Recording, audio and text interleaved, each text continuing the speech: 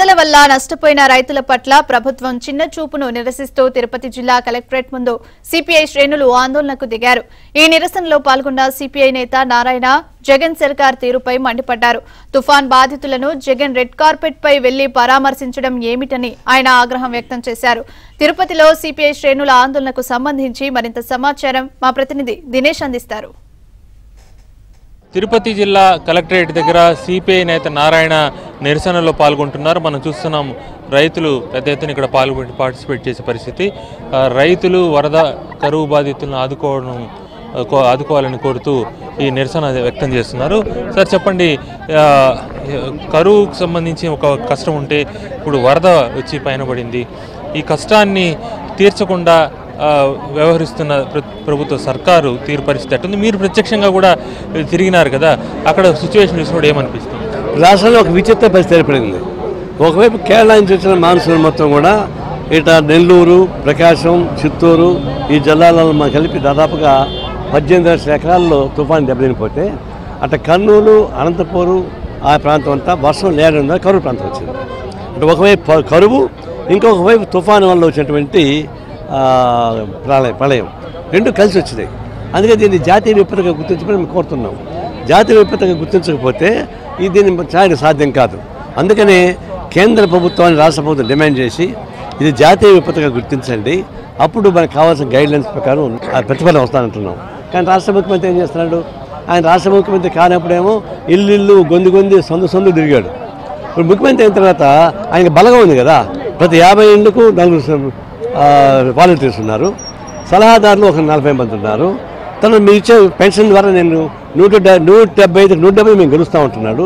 అంత సపోర్ట్ మీరు ఉండగా ఎందుకు ఇంత అభద్రతాభావంతో హెలికాప్టర్ దిగి 1000 మంది పోలీసులు చుట్టూ పెట్టుకొని వాళ్ళతో మాట్లాడి 9 కిలోమీటర్ల కార్లో కూడా భయపడిపోయి మళ్ళీ హెలికాప్టర్ ఎక్కి మళ్ళీ చుట్టూ తిరుగుకుంటూ వచ్చి ఉలగం చుట్టూ వాళ్ళలాగా మళ్ళీ వచ్చి దిగుతున్నారంటే మీకు జర్నలిస్టులు భయపడుతున్నారు. దాన్ని బట్టి మీలో కనిపిస్తుంది నాకు జన సపోర్ట్ ఉంది, నేను గెలుస్తానని చెప్తున్నారు, ఇంకొక జనం భయపడిపోతున్నారు. ఎందుకు భయపడుతున్నారు?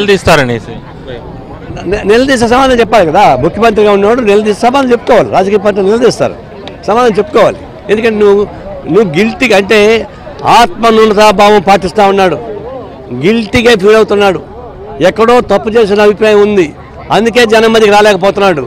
బ్యాంకానికి మాత్రం బట్టలలోకి డబ్బులు ఇస్తా ఉంటున్నాడు. మీరు వాలంటీర్ పెట్టుకున్నారు, అక్షస్ ఆంబోతులాగా మీరు పెట్టుకొని చుట్టూ తిరుగుతున్నారు. అట్లా మీరు భయపడాల్సిన అవసరం. ఎందుకంటే రెడ్ కార్పెట్ పెట్టుకొని తిరగడం చూస్తే ఇప్పుడు రెడ్ కార్పెట్ అంటే విజయోత్సవాలు ఎప్పుడు పెద్ద గెస్ట్ చేసినప్పుడు అట్లాంటప్పుడు మర్యాద కోసం రెడ్ కార్పెట్ వేస్తాం. ఒక దేశం నుంచి ఇంకో దేశం వాళ్ళు వస్తారు, విదేశ ప్రతినిధులు వస్తారు, అప్పుడు ఇస్తాం.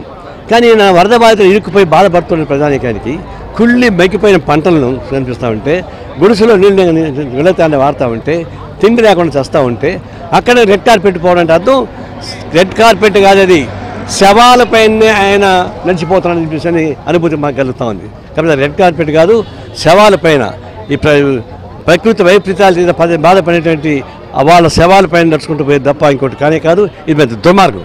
మీరు ఏం డిమాండ్ చేస్తున్నారు, ఏం చేయాలంటారు క్లుప్తంగా? ఇప్పుడు 18,00,000 ఎకరాల్లో కలామిటీ జరిగింది, కొన్ని వేల ఇండ్లు కూలిపోయినాయి. ప్రతి ఎకరాకి 30,000 రూపాయలు ప్రకటించాలా, కూలిపోయిన గుడిసెలకి అందరికీ 25,000 రూపాయలకి ఇవ్వాలా, దాన్ని రక్షించుకోవాలా.